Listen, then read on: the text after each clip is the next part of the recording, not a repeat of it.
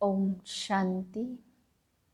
आज के भगवान के महावाक्य सुनने से पहले हम सभी स्वयं को याद दिलाएंगे कि हम सभी इस विश्व के आधार मूर्त आत्माएं हैं। आधार सदा स्थिर रहता है। मैं आत्मा जिसको भगवान ने चुनकर इस सृष्टि का आधार मूर्त बनाया, आधार मूर्त होते हुए भी मैं आत्मा सदा हल्की, क्योंकि सारी जिम्मेवारी बाप ने उठाई है। अपने सारे बोझ बाप को देकर मैं आत्मा उनकी श्रीमत पर चलने वाली आधार मूर्त आत्मा हूँ। मेरा एक एक कदम ऐसा श्रेष्ठ है जिसके कदमों पे दुनिया कदम रख करके आगे बढ़ सकती है।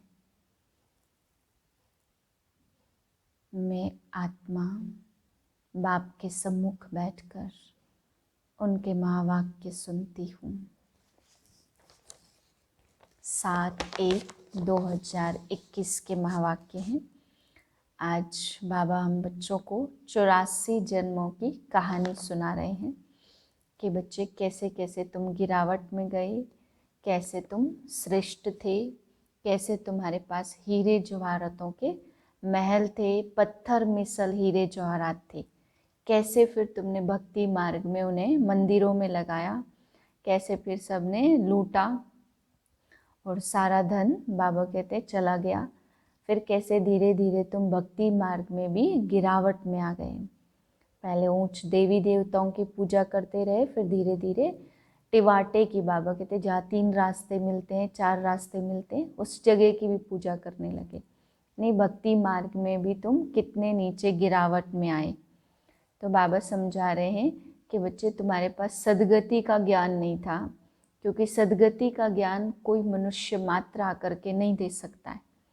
तो सारे कल्प तुम आत्माएं नीचे गिरावट में आती रही। अब मैं सच्चा सतगुरु आकर के तुम्हें सद्गति का ज्ञान देता हूँ। सद्गति का ज्ञान सतगुरु के सिवाय और कोई भी नहीं दे सकते। और सर्व का सद्गति दाता केवल भगवान के अलावा किसी इंसान को नहीं कहा जा सकता। तो बाप कहते कि बच्चे अभी तुम्हें मैं रोशनी में लेकर के आया हूँ, पहले तो तुम अंधियारे में थे। तो पूरी मुरली में आज बाबा ने 84 जन्मों की कहानी, 5000 वर्ष पहले हम क्या थे और अभी क्या बन रहे हैं, पूरी कहानी बाबा ने विस्तार से बताई है। मीठे बच्चे, जब यह भारत स्वर्ग था तब तुम घोर सोजरे में थे, अभी अंधियारा है, फिर सोजरे में चलो।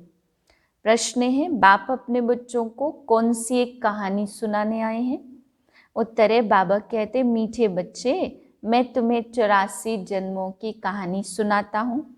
तुम जब पहले पहले जन्म में थे तो एक दैवी धर्म था, फिर तुम ही 2 युग के बाद बड़े बड़े मंदिर बनाए, भक्ति शुरू की। अभी तुम्हारा यह अंत के भी अंत का जन्म है।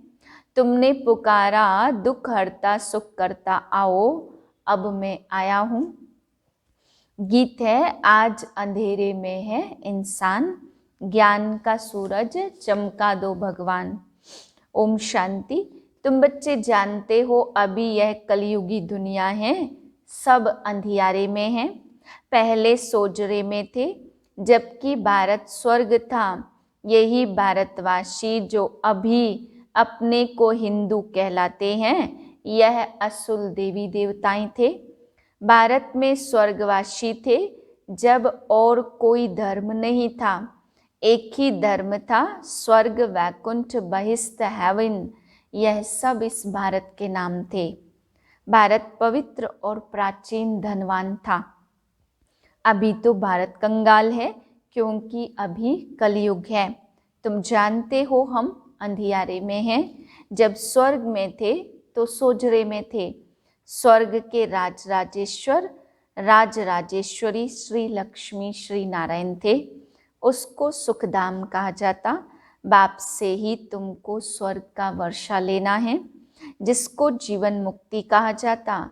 अभी तो सब जीवन बंध में है, खास भारत और आम सारी दुनिया रावण की जेल शोक वाटिका में है।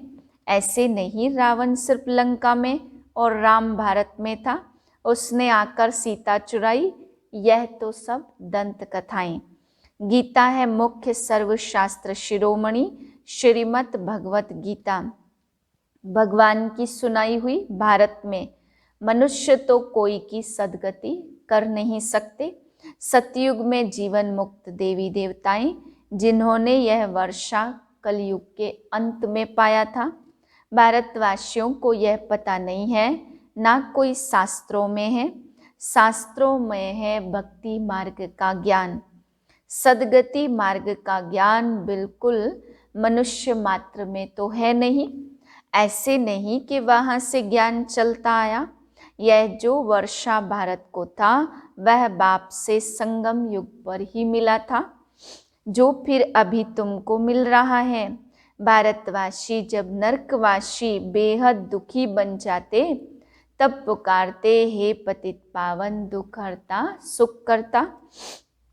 किसका? सर्व का, क्योंकि भारत खास दुनिया आम सब में 5 विकार हैं।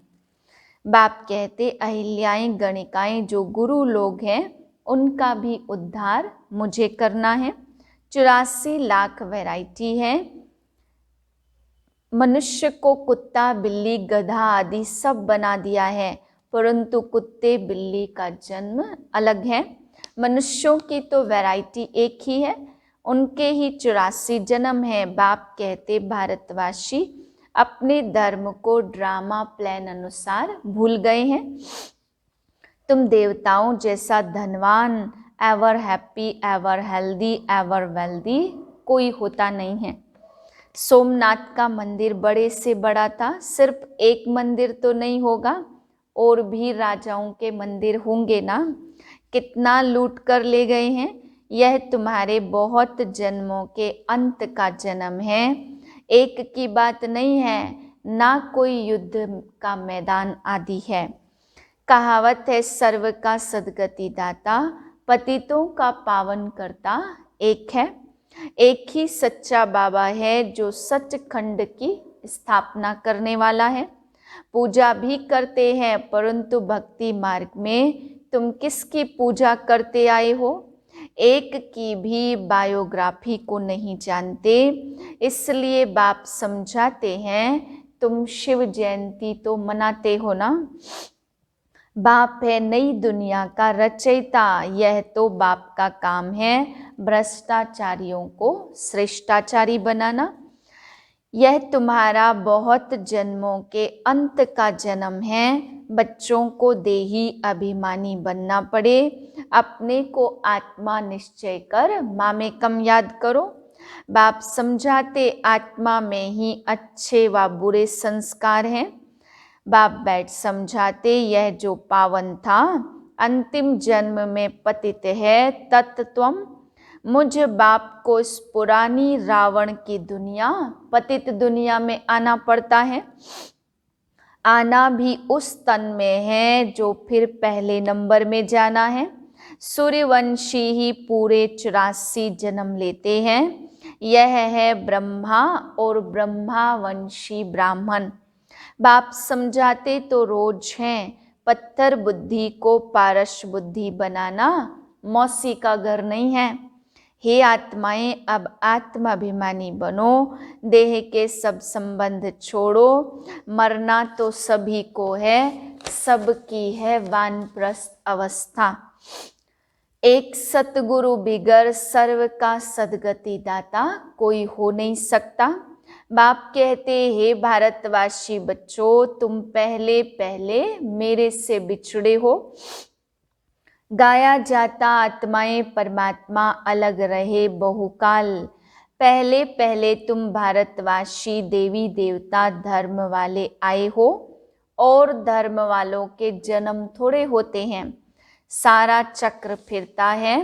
सो बाप बैठ समझाते, जो धारण नहीं करा सकते हैं उनके लिए तो बहुत सहज है, आत्माएं धारण करती हैं। पुण्यात्मा पापात्मा बनती है ना। तुम्हारा यह 84वां अंतिम जन्म है। तुम सब वानप्रस्थ अवस्था में हो। तुमको तो अभी देहधारी गुरु करने की दरकार नहीं है। तुम सबका मैं बाप, टीचर, सतगुरु हूँ। झाड़ बढ़ने से टाइम लगता है ना। बीज से झाड़ कैसे निकलता है। बाप कहते मैं बीज रूप हूँ। अंत में सारा झाड़ जड़ जड़ीभूत अवस्था को पा लेता है। अभी देखो देवी देवता धर्म का फाउंडेशन है नहीं, प्रायः गुम है। जब देवता धर्म गुम हो जाता तब बाप को आना पड़ता है। यह भी सारा ड्रामा बना हुआ है। एक धर्म की स्थापना, बाकी सबका विनाश करा देते। बाप नहीं आए तो भारत को स्वर्ग कौन बनावे। इस्लामी आदि जो इस समय तमो प्रधान है, सबको पुनर्जन्म तो लेना ही है। स्वर्गवासी हुआ कहते तो बाप कहते तुम्हारे मुख में गुलाब। फिर स्वर्गवासी हुआ तो नरक के आसुरी वैभव तुम उनको क्यों खिलाते हो। बंगाल में मछलियां आदि खिलाते, अरे उनको इस सब खाने की दरकार ही क्या है। कहते हैं फलाना पार निर्वाण गया। बाप कहते यह सब है गपोड़े, वापस कोई जा नहीं सकता। जबकि पहले नंबर वालों को ही 84 जन्म लेने पड़ते। बाप समझाते इसमें कोई तकलीफ नहीं है। भक्ति मार्ग में कितनी तकलीफ है। राम राम जपते रोमांच खड़े हो जाते हैं। वह सब है भक्ति मार्ग। सूर्य चांद तुम जानते हो रोशनी करने वाले हैं। यह कोई देवताएं थोड़े हैं। वास्तव में ज्ञान सूर्य, ज्ञान चंद्रमा और ज्ञान सितारे की महिमा है। वह कह देते सूर्य देवताए नमः, उसको देवता समझ पानी देते। तो बाप कहते यह सब भक्ति मार्ग है, फिर भी होगा। जहाँ 3 रास्ते मिलते हैं वहां पर भी मिट्टी का दीवा जगाए, तेल आदि डाल उनकी पूजा करते। पहले होती अव्यभिचारी एक शिव बाबा की पूजा, फिर देवताओं की, फिर उतरते उतरते तिराहे की पूजा। मनुष्यों के भी चित्र बनाए पूजते हैं, तत्वों की भी। इन सब से प्राप्ति कुछ नहीं होती। इन बातों को तुम बच्चे ही समझते हो। अच्छा, मीठे मीठे सिकिलदे बच्चों प्रति माता पिता बाप दादा का याद प्यार गुड मॉर्निंग। रूहानी बाप की रूहानी बच्चों को नमस्ते। हम रूहानी बच्चों की रूहानी बाप को नमस्ते। धारणा के लिए पहली पॉइंट, आत्मा से बुरे संस्कारों को निकालने के लिए आत्माभिमानी रहने का अभ्यास करना है। यह अंतिम 84वां जन्म है, वानप्रस्थ अवस्था है, इसलिए पुण्य आत्मा बनने की मेहनत करनी है। दूसरी पॉइंट, देह के सब संबंधों को छोड़ एक बाप को और राजाई को याद करना है। बीज और झाड़ का ज्ञान सिमरण कर सदा हर्षित रहना है। वरदान है, विश्व परिवर्तन के श्रेष्ठ कार्य की जिम्मेवारी निभाते हुए डबल लाइट रहने वाले आधार मूर्त भव। जो आधार मूर्त होते उनके ऊपर ही सारी जिम्मेवारी रहती है। अभी आप जिस रूप से चाहो जहाँ भी कदम उठाएंगे वैसे अनेक आत्माएं आपको फॉलो करेंगी। यह जिम्मेवारी है, लेकिन यह जिम्मेवारी अवस्था को बनाने में बहुत मदद करती है, क्योंकि इससे अनेक आत्माओं की आशीर्वाद मिलती है, जिस कारण जिम्मेवारी हल्की हो जाती है। यह जिम्मेवारी थकावट मिटाने वाली है। स्लोगन है, दिल और दिमाग दोनों का बैलेंस रख, सेवा करने से सफलता मिलती है। ओम शांति।